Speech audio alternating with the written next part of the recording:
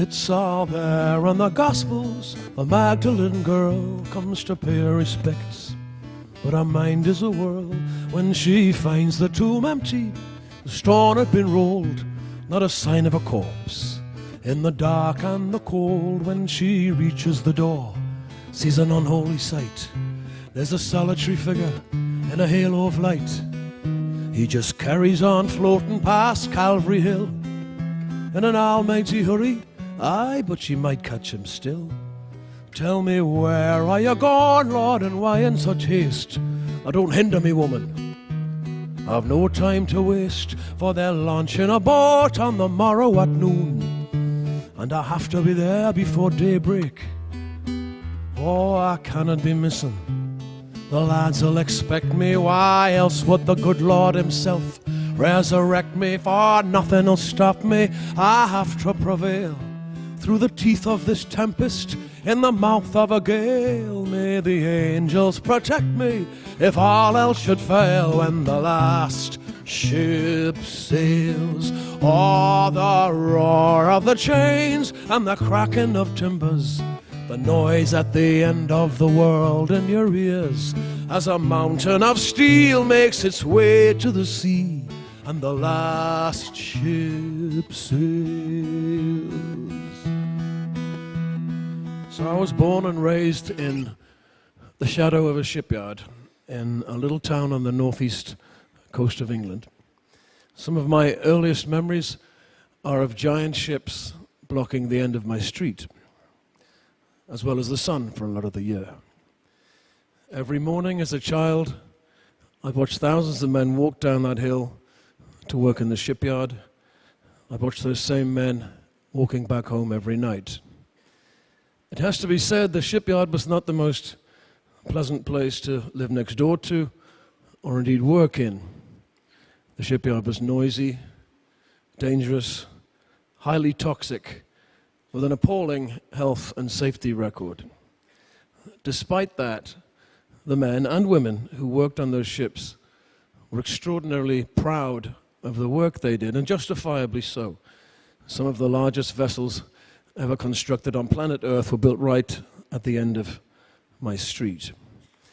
My grandfather had been a shipwright, and as a child, as there were few other jobs in the town, I would wonder with some anxiety whether that would be my destiny too. I was fairly determined that it wouldn't be. I had other dreams, not necessarily practical ones, but at the age of 8, I was bequeathed a guitar. It was a battered old thing with 5 rusty strings and was out of tune. But quickly I learned to play it and realized that I'd found a friend for life, accomplice, a co-conspirator in my plan to escape from this surreal industrial landscape. Well, they say if you dream something hard enough, it will come to pass. Either that or I was extremely lucky, but this was my dream. I dreamt I would leave this town, and just like those ships, once they were launched, I'd never come back. I dreamt I'd become a writer of songs, that I would sing those songs to vast numbers of people all over the world, that I'd be paid extravagant amounts of money, that I'd become famous, that I'd marry a beautiful woman, have children, raise a family, buy a big house in the country, keep dogs, grow wine, have rooms full of Grammy Awards, platinum discs, and what have you. So far, so good, right? And then one day, the songs stopped coming. And while you've suffered from periods of writer's block before, albeit briefly, this is something chronic. Day after day, you face a blank page and nothing's coming. And those days turn to weeks and weeks to months. And pretty soon, those months have turned into years with very little to show for your efforts, no songs. So you start asking yourself questions. What have I done to offend the gods that they would abandon me so? Is the gift of songwriting taken away as easily as it seems to have been bestowed? Or perhaps there's a deeper psychological reason. It was always a Faustian pact anyway. you're rewarded for revealing your innermost thoughts, your private emotions on the page for the entertainment of others, for the analysis, the scrutiny of others. And perhaps you've given enough of your privacy away. And yet, if you look at your work, could it be argued that your best work wasn't about you at all? It was about somebody else. Did your best work occur when you sidestepped your own ego and you stopped telling your story but told someone else's story? Someone perhaps without a voice, where empathetically you stood in his shoes for a while or saw the world through his eyes. Well, they say, write what you know. If you can't write about yourself anymore, then who do you write about? So it's ironic that the landscape I'd worked so hard to escape from and the community that I'd more or less abandoned and exiled myself from should be the very landscape, the very community I would have to return to find my missing muse. And as soon as I did that, as soon as I decided to honor the community I came from and tell their story, the songs started to come thick and fast. I've described it as a kind of projectile vomiting, a torrent of ideas, of characters, of voices, verses, couplets, entire songs almost formed whole, materialized in front of me, as if they'd been bottled up inside me for many, many years. One of the first things I wrote was just a list of names of people I'd known, and they become characters in a kind of three-dimensional drama, where they explain who they are, what they do, their hopes and their fears for the future. This is Jackie White. He's the foreman of the shipyard. My name is Jackie White, and I'm foreman of the yard, and you don't mess with Jackie on this quayside. I'm as hard as iron plate. We'll be tied you if you're late when we have to push a boat out on the spring tide. Now you could die and hope for heaven, but you need to work your shift, and I'd expect us all to back us to the hilt. For if St. Peter at his gate were to ask you why you're late, why you tell him that you had to get a ship built.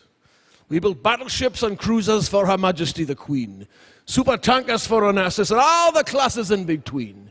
We built the greatest ship in tonnage what the world has ever seen. And the only life we've known is in the shipyard. Steel in the stockyard, iron in the soul would conjure up a ship where there used to be a hole. But we don't know what we'll do if this yard gets sold. For the only life we've known is in the shipyard.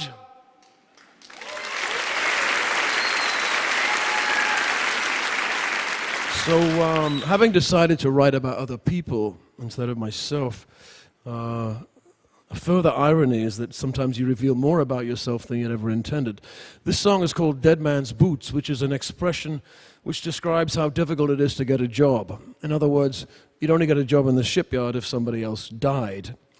Or perhaps your father could finagle you an apprenticeship at the age of 15. But sometimes a father's love can be misconstrued as controlling, and conversely, the scope of a son's ambition can seem like some pie-in-the-sky fantasy.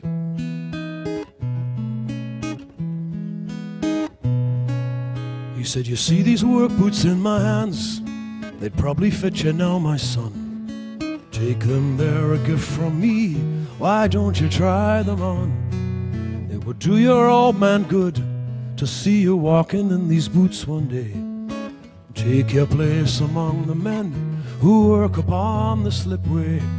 These dead man's boots, though they're old and curled, when a fella needs a job and a place in the world, and it's time for a man to put down roots and walk to the river in his old man's boots.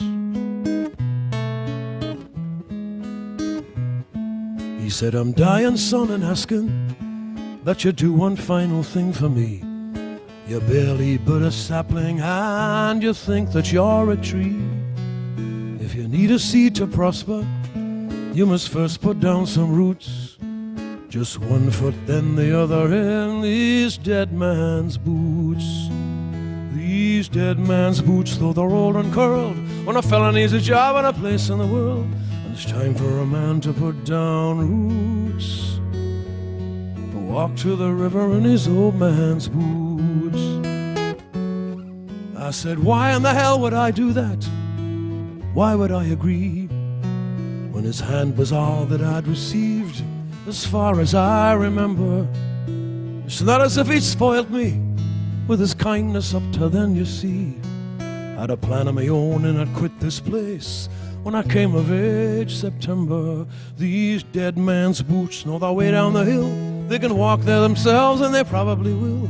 I've plenty of choices, I've plenty other routes, and you'll never see me walking in these dead man's boots. What was it made him think I'd be happy ending up like him, when he'd hardly got 2 halfpennies left, or a broken pot to piss in? He wanted the same thing for me. Was that his final wish? He said, what the hell are you gonna do? I said, anything but this. These dead man's boots know their way down the hill. They can walk there themselves, and they probably will. But they won't walk with me, 'cause I'm off the other way. I had it up to here, I'm gonna have my say. When all you got left is that cross on the wall, I want nothing from you, I want nothing at all. I want a pension or a pittance when your whole life is through. Get this through your head, I'm nothing like you. I'm done with all the arguments, there'll be no more disputes. And you'll die before you see me in your dead man's boots.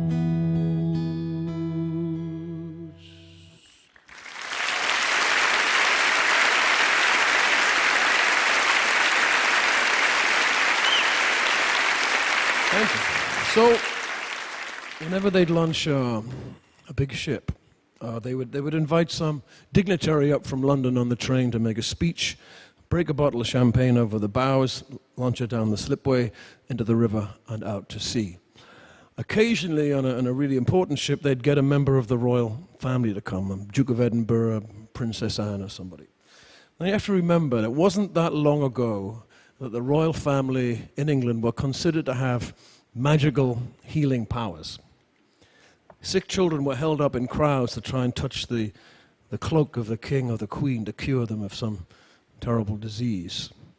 It wasn't like that in my day, but we still got very excited. So it's a launch day, it's a Saturday, and my mother has dressed me up in my Sunday best. I'm not very happy with her. All the kids are out in the street, and we have little Union Jacks to wave. And at the top of the hill, there's a motorcycle cortege appears. In the middle of the motorcycles is a big black Rolls Royce. Inside the Rolls Royce is the Queen Mother. This is a big deal. So the procession is moving at a stately pace down my street, and as it approaches my house, I start to wave my flag vigorously, and there is the Queen Mother. I see her, and she seems to see me. She acknowledges me, she waves, and she smiles, and I wave my flag even more vigorously. We're having a moment, me and the Queen Mother. She's acknowledged me, and then she's gone. Well, I wasn't cured of anything. That was the opposite, actually. I was infected. I was infected with an idea. I don't belong in this street. I don't want to live in that house. I don't want to end up in that shipyard. I want to be in that car. I want a bigger life. I want a life beyond this town. I want a life that's out of the ordinary. You know, it's my right. It's my right as much as hers. So here I am at TED to, I suppose, to tell that story, you know. And I think it's appropriate that at TED to say the obvious, that there's a symbiotic and intrinsic link between storytelling and community, between community and art, between community and science and technology, between community and economics. It's my belief that abstract economic theory that denies the needs of community or denies the contribution that community makes to economy is short-sighted, cruel, and untenable. Thank you. The fact is, you know, whether you're a rock star or whether you're a welder in a shipyard or a tribesman in the upper Amazon or the Queen of England, at the end of the day, we're all in the same boat.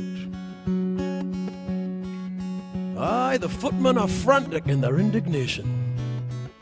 You see, the Queen's took a taxi herself to the station, where the porter, surprised by a lack of royal baggage, bustle her and 3 corgis to the rear of the carriage, for the train it is crammed with all Europe's nobility. And there's none of them famous for their compatibility. There's a fight over seats, I beg pardon, your grace, but you'll find that one's mine, so get back in your place. Ah, but where are they going, all the porters debate?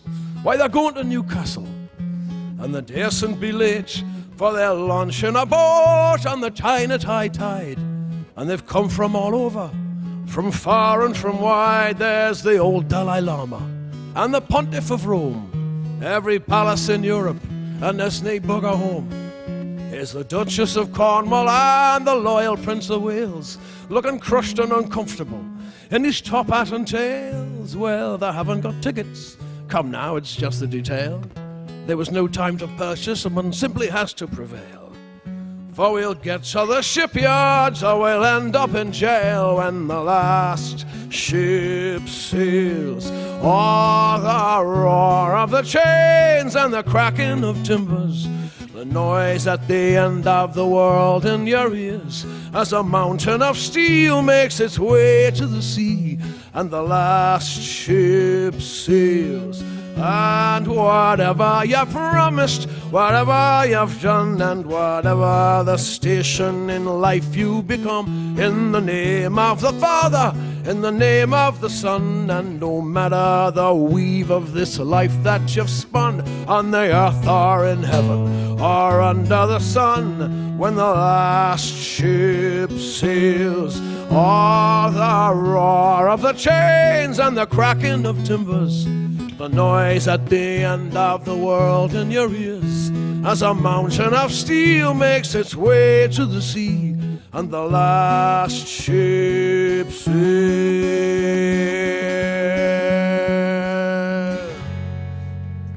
Thanks for listening to my story. Thank you.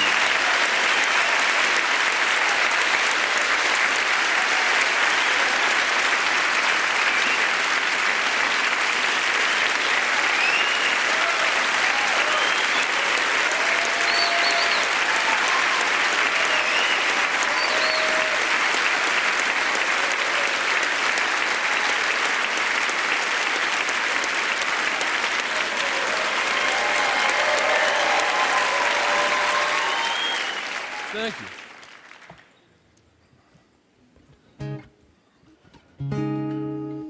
Okay, you have to join in if you know it.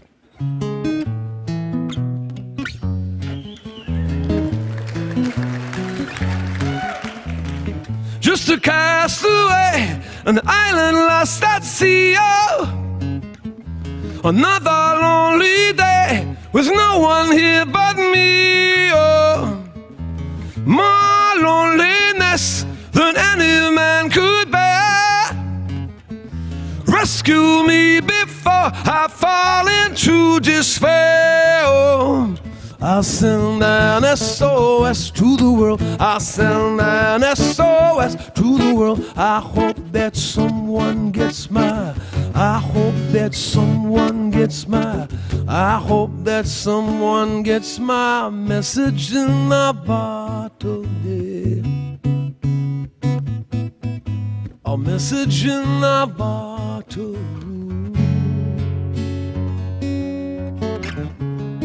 A year has passed since I wrote my note.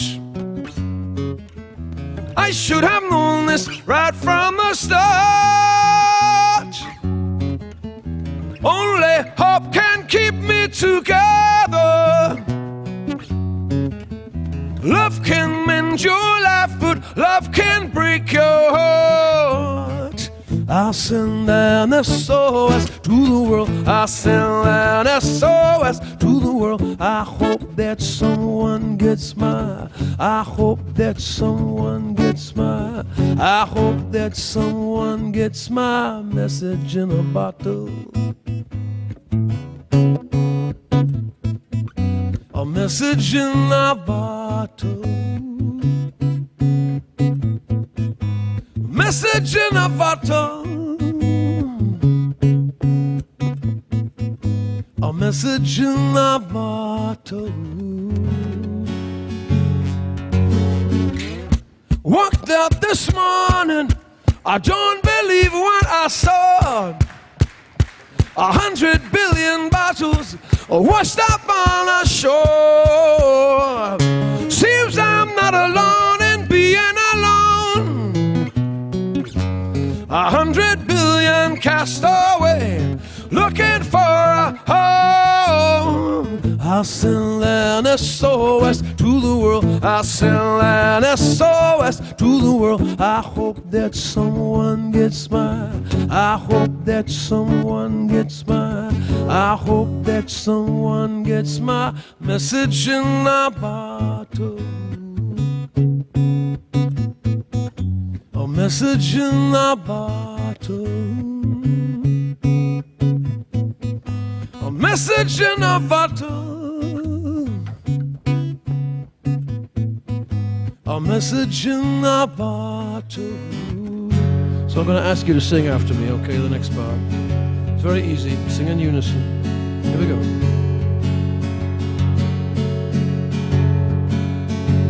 This is me. Sending out an SOS. Come on now. Oh, yeah. Sending out an SOS. I'm sending out an SOS. I'm sending out an SOS. Sending out.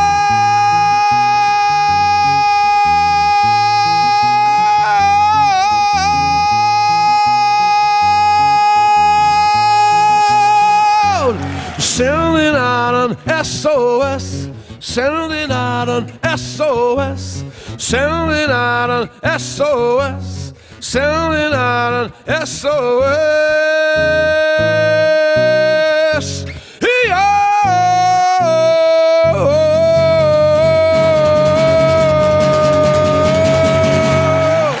Thank you, Ted. Good night.